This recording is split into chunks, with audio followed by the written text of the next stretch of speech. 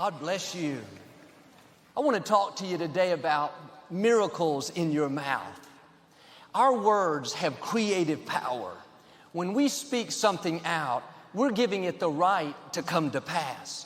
And it's one thing to believe that you're healed, but when you say, I am healed, that's what releases the healing. And it's not enough to just believe you're blessed, believe you have favor. The scripture says the spirit of faith is in our words. When you say, I am blessed, I have favor, I'm coming out of debt, angels go to work. Good breaks will find you. The right people will track you down. And you can think positive. You can believe for favor. That's good, but nothing happens till you speak. The miracle is in your mouth. There is healing in your mouth. There is freedom in your mouth. There are new levels in your mouth. If you're fighting an illness, it's easy to talk about the medical report and how bad it looks, and I don't think I'll ever get well. When you speak that, you're calling in more sickness, more defeat. You need to change what you're saying. The scripture says, let the weak say, I am strong. It doesn't say, let the weak talk about the weakness. Let the weak call 5 friends and discuss the problem. That's giving life to the negative. Now, I'm not asking you to deny the facts. Just say what God says about you. Your report should be, God is restoring health back into me. The number of my days, He will fulfill. My mother wouldn't be here today after being diagnosed with terminal cancer in 1981 if she had not done this.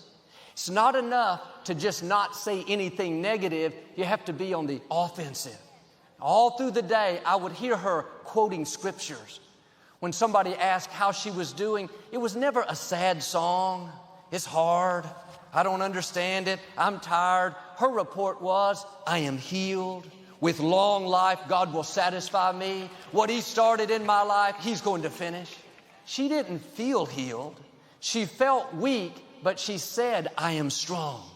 The medical report said she was done, but she said, I will live and not die. She got in agreement with God and released the miracle in her mouth. 38 years later, she's still alive and healthy. Are there miracles in your mouth waiting to be released?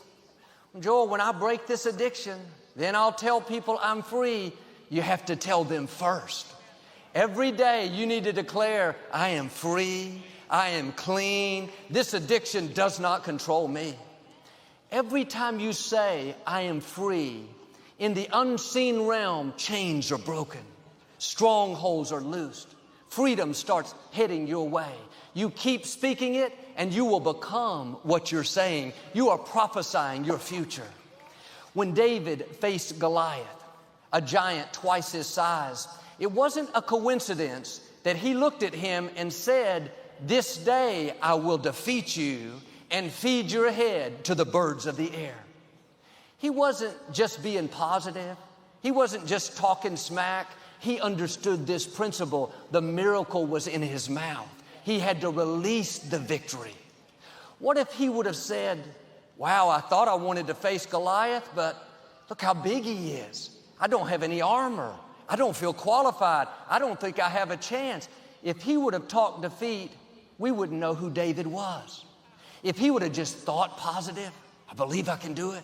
I believe I've got what it takes, he wouldn't have defeated Goliath. He knew he had to speak it. I will defeat you. You may have a giant in your path, a giant of debt, a giant of depression, a giant of sickness. Like David, you need to announce to that giant, I will defeat you. You will not keep me from my destiny. The forces that are for me are greater than the forces that are trying to stop me. The scripture says, if any two of you agree, anything you ask according to God's will, it will be done. There's power in agreement. What's interesting is David didn't have anyone to agree with him. His brothers looked down on him, thought he was too small. His father saw him as less than, like he'd never amount to much. King Saul didn't think he had a chance. He even tried to give David his armor so at least it wouldn't be so painful. Nobody was there to encourage David. to say, hey, David, you can do this. We believe in you. You've got what it takes. There are times, like with David, you can't find anyone to agree with you.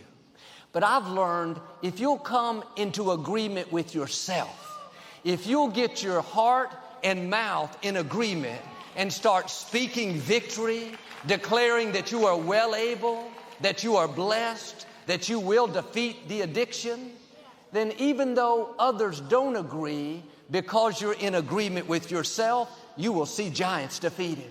You will accomplish dreams that others thought were impossible. Now, don't be discouraged because nobody is cheering you on and nobody sees what you see. Sometimes God puts things in your heart that other people don't understand. Seems too big, too impossible.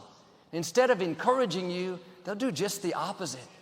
You think you can beat that sickness? I don't know. My grandmother died of the same thing. You still think you're going to have a baby? After all these years, you're kind of getting up there. You really believe you can build that orphanage, write that book, lead your company in sales, move into that nice neighborhood? I just don't see it. The good news is they don't have to see it. You don't need them to agree with you. Come into agreement with yourself. Get your heart and words going in the right direction. Start talking like it's going to happen. You have to say it before you'll see it. When David went out to face Goliath, all the Israeli army and all the Philistine army were watching. Here was this teenager with no military training, no experience, young, small, looked like a boy. In front of all of them, he had the audacity to say with confidence, Goliath, I will defeat you. Some of them made fun, ridiculed. Even Goliath laughed and said, am I a dog that you'd come at me with a stick? Sending this little boy, is that all you've got? The people around you may not see the greatness in you. They'll judge you by the outside, by your size, your experience, your background, your nationality. Don't let them talk you out of what God put in your heart. Do like David, keep speaking the victory in spite of what the naysayers think. Keep declaring your vision in spite of what experts are telling you. They don't know what God put in you. Don't let their negative words keep you from speaking positive faith.